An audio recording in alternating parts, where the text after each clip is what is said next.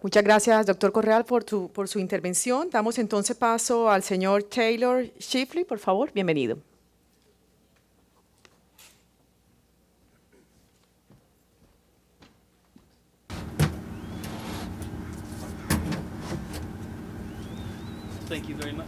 Muchísimas gracias por tenerme aquí el día de hoy. Agradezco a la Andy por la invitación. Estoy muy emocionado de compartir algunos pronósticos sobre la fortaleza del dólar, el mercado de níquel y carbón, pero creo que voy a cortarlo porque ya vimos el resumen del mercado hace un minuto. Entonces, bueno, si no conocen a CRU, somos una firma de consultoría independiente, nos enfocamos en minería alrededor del mundo, tenemos oficina principal en Londres y otras sucursales alrededor del mundo. Y quiero hablarles sobre la fortaleza del dólar y lo que estamos viendo en cuanto a los mercados de commodities. Estamos pensando en níquel, por ejemplo, tenemos los precios de níquel y la exportación Indonesia. Y como vemos el mercado, quiero empezar con esta gráfica de CRU. Aquí vamos viendo las diferentes comodidades, los precios, el pronóstico, el panorama a corto plazo. Estamos mirando 2013, los precios versus 2015. Y ese es el pronóstico. Y esto es el pronóstico para níquel, pero parece que de todos los metales el níquel es el más positivo, menos con el carbón termal, y con los demás vemos un establecimiento de precio bastante equilibrado.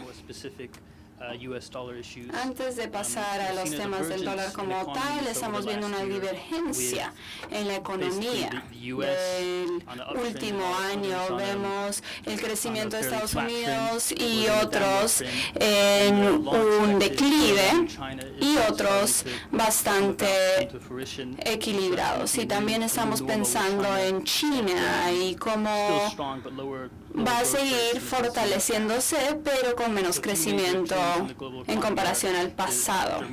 Y aquí vemos las tendencias, la baja dramática del petróleo, que no ha sido muy satisfactorio para algunos países como Colombia, y en general en la economía global vemos una recuperación modesta de la economía dirigida por Estados Unidos en el 2015. También vemos el dólar estadounidense y su crecimiento durante el último año, pero todavía hay incertidumbre y riesgo en cuanto a este panorama.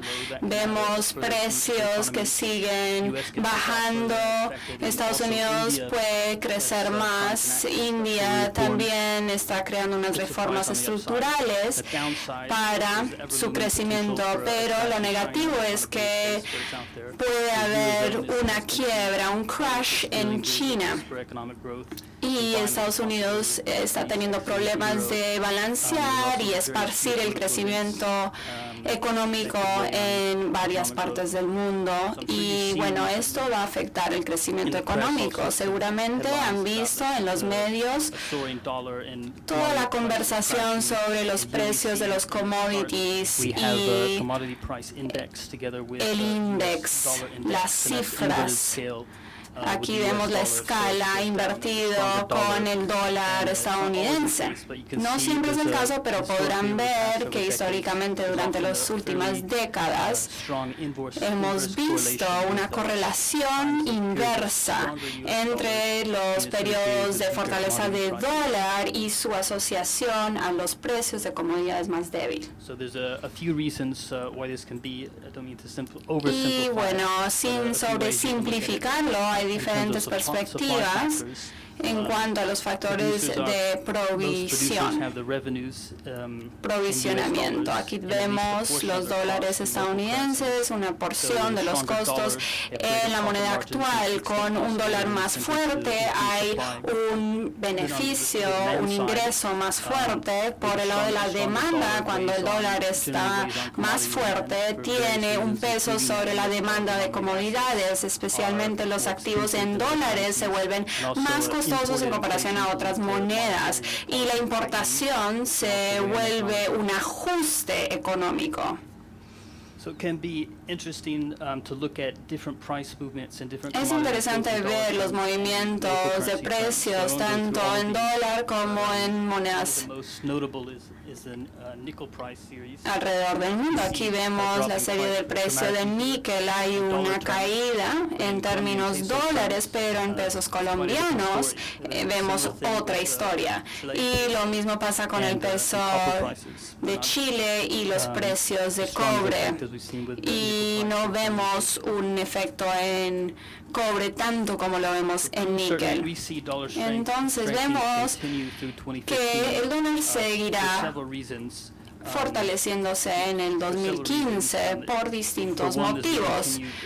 Uno sería una fortaleza de la economía estadounidense, el pronóstico para el incremento de las tasas de interés por parte de la Reserva Federal en dólares y también el índice en donde el dólar crece más allá de su promedio.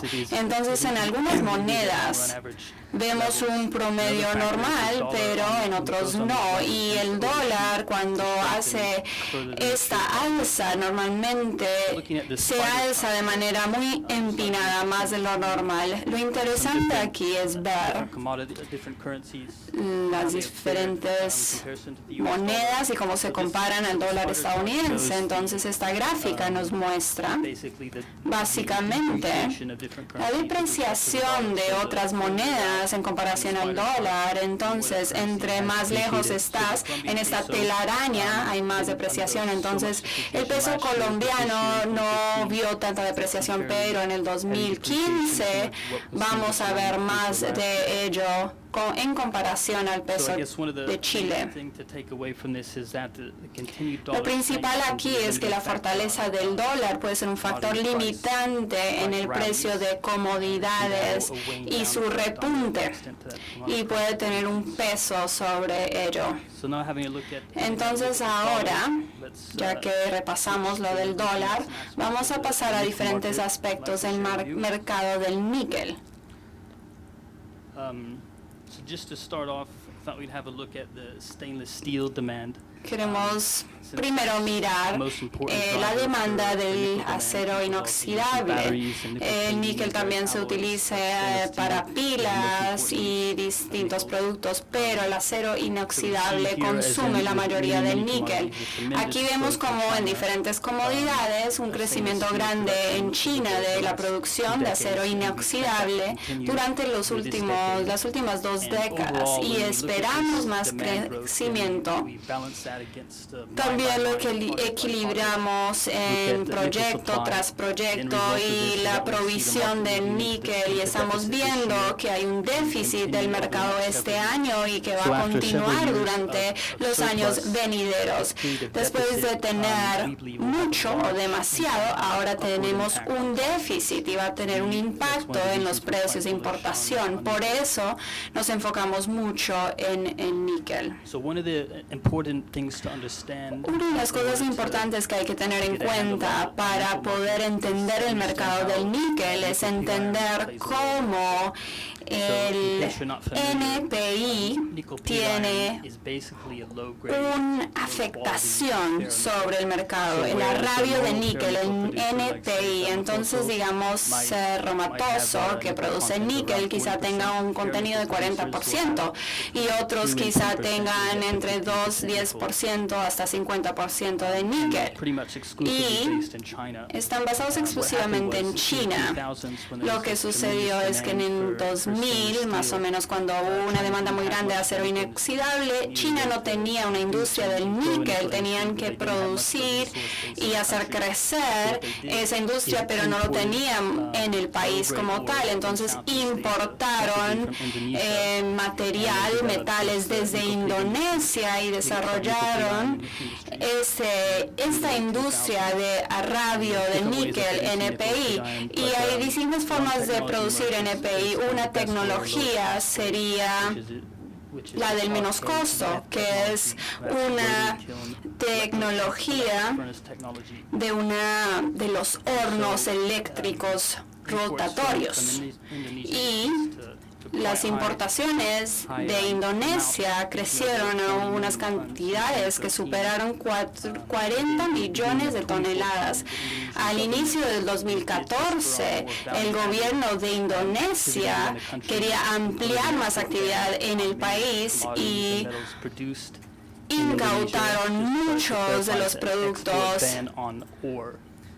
y pues incautaron muchos de las exportaciones de estos materiales que no se habían creado ya en ciertos productos o incluido en otros productos. Una vez que esta incautación se creó, entonces las Filipinas entraron a incrementar su producción, como verán en esta gráfica, para tratar de cerrar la brecha en cuanto a la demanda de los productores de arrabio de níquel.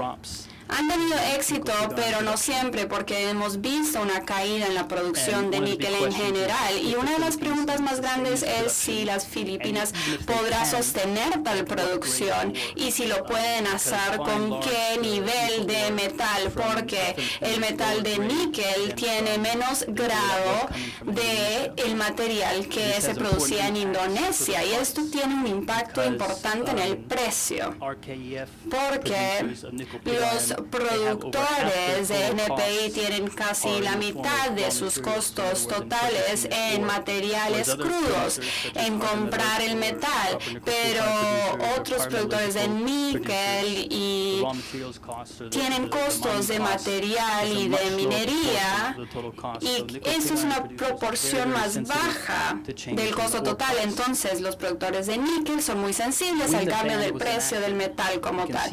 Cuando se incautó la exportación de Indonesia, podemos ver el precio del níquel en azul y el precio del arrabio de níquel. Y quizá no sea tan inesperado, pero vemos los precios del metal se diferenciaron tanto del níquel como del arrabio de níquel. Entonces los productores de níquel tenían que pagar más para el material en bruto, pero esos costos no se transferían a las ventas. Entonces, una vez que vimos que se incautó la producción de Indonesia, muchos querían hacer lobbying para cambiar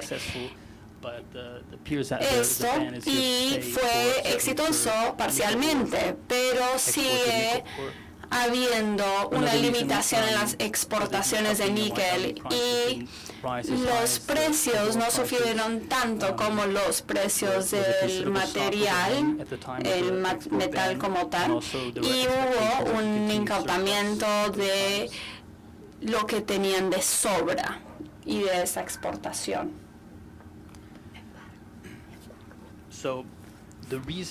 Bueno, la razón de por qué tenemos que entender lo que sucede con los productores de níquel: son aproximadamente el 20% del mercado y son los productores marginales. Aquí tenemos la curva de la industria de níquel y las diferentes columnas que representan las operaciones. Vemos Cerro Matoso, que tiene una producción de bajo costo.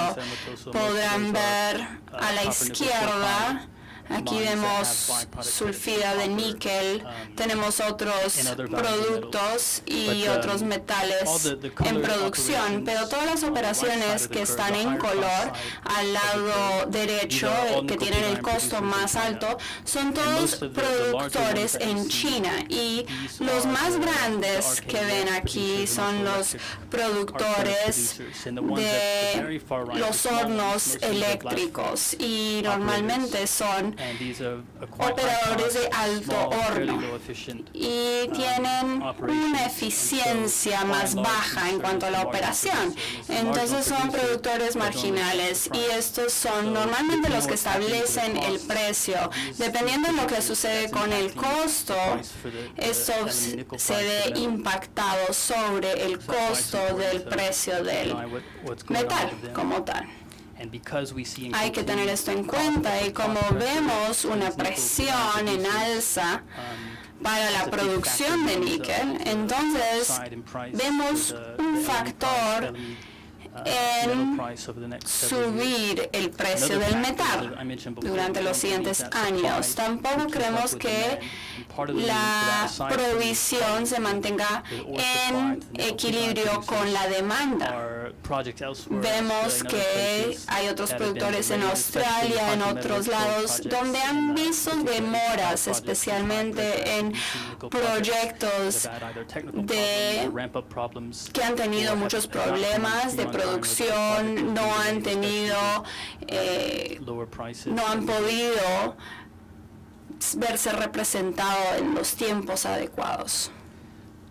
So now, with the remaining time, maybe we'll just hit a few Con el tiempo que nos queda, few things I wanted to cover from the quería thermal mencionar coal algunos outlooks. temas sobre las perspectivas de carbón térmico. Skip this. I think we heard similar things on that before. Que ya se ha comentado. I think China's with all commodities really is always interesting to look at, but I think particularly in the case of thermal coal, it's interesting and important and instructive to look at what's happening not just as China as a whole, but within China and between provinces.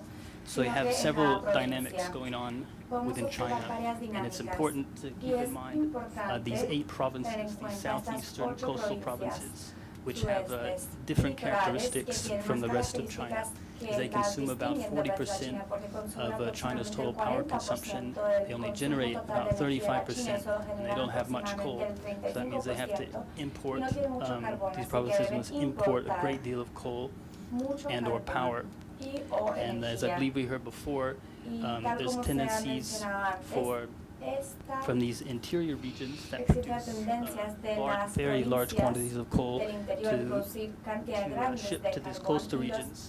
Not only do they ship coal, they also ship or transport electricity, which has been happening in greater and greater quantities. And also there's continued huge projects for more transmission lines, because all else being equal, it's easier to transport electrons and to transport coal. And then you also have a north-south trade from northeast of China to this coastal region, and then balanced against this or competing with these trade routes is seaborne coal imports from the rest of the world.